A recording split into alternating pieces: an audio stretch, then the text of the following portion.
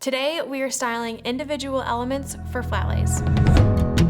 What's up, guys? Welcome back to our styling series. Today, we are gonna break down styling individual elements from the previous flat lays that we've done.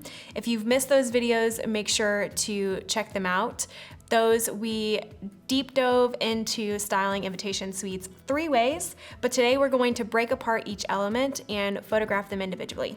So once I've photographed the entire invitation suite, I've done all of the big flat lays that I'm gonna do, I start to break things apart and photograph them individually. And I always like to start with the invitation itself. And the reason why we like to break down these elements is to add visual interest into the entire gallery scroll. We don't want all the photos to look the same in the gallery. We want it to be visually appealing and having close detailed shots with big, wide, flat lay detail shots. So we like to break them down and give each element the attention that it deserves. So this is one of my favorite ways to style a main invitation. And it's just by framing the invitation with florals on each side. I've mentioned before in previous videos that if you can, reach out to the florist beforehand to ask for extra styling blooms to make sure that the feel and the vibe and the florals and everything is cohesive throughout the wedding day and throughout the photos. So I'm doing these clusters of florals, again, making sure that all of the edges of the stems are tucked underneath the paper or tucked underneath the florals themselves to make sure it looks like one seamless bundle. Here you're going to see I'm kind of struggling with this little tulip, getting it to stand up straight. So when I'm cutting my florals, I'm wanting to make sure that the cut on the bottom of the floral and the stem is completely flat so it stands up nice and straight. Here's that first one that you just saw me style. Again, the main focus here is obviously the invitation, and we want to balance out the weight with one floral cluster up here at the top and then one at the bottom. So then it draws the eyes down this way.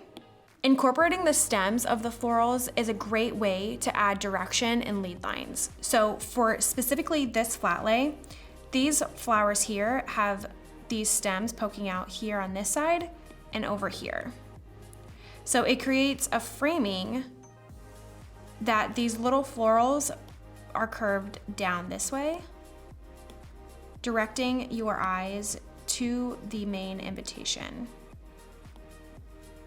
So then it brings all of your visual attention throughout the flat lay and then down to the next cluster here.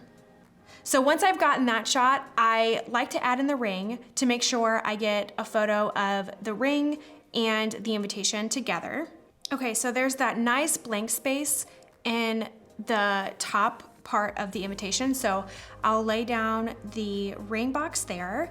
And then to make sure that the eye continues to carry throughout the entire flat lay in the florals, I'm adding just a couple little petals to make sure that there's a nice flow from the very top to the bottom. So when I'm photographing them, I wanna make sure that I'm photographing them above head, very flat and straight on, but then I also wanna add dimension and depth. So I'll photograph it at different angles. So the one that you just saw me style, I photographed at a different angle instead of directly above head. So in this circumstance, this whole part right here with the ring box and then the names on the invite are my main focus. And the florals here, again, move your eye back into the main space here. And then these little florals are the rule of thirds, carrying it throughout the entire flat lay. Okay, and then to add variety, I like to take the rings out of the ring box and lay them just directly on top of the invitation itself and take a photo of that.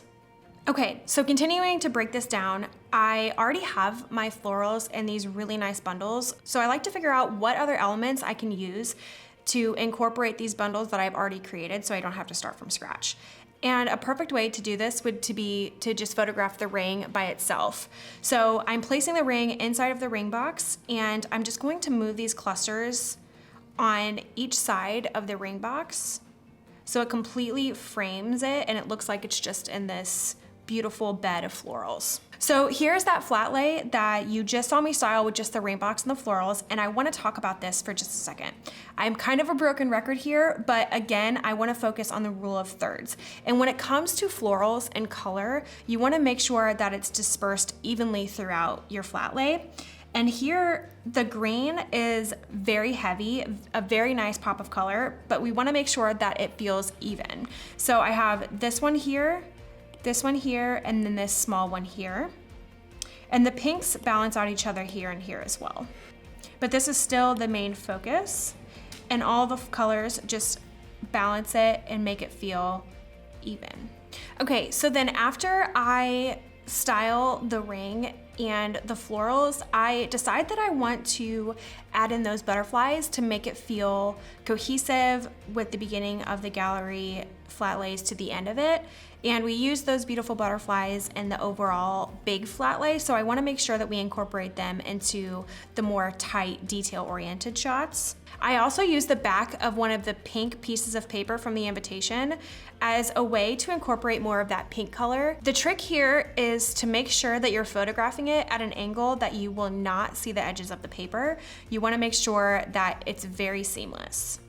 So I'm placing all of these florals and butterflies to cover up any edges of the pink paper that I might see when I photograph it.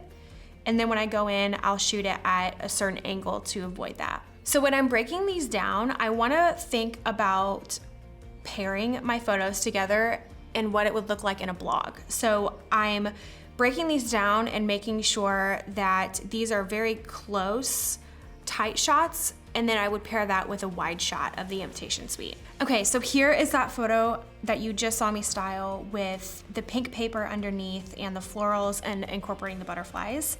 Here are the butterflies here, and you cannot see any of the edges of the paper. It's all covered up, but it looks very seamless, and that's what we're going for.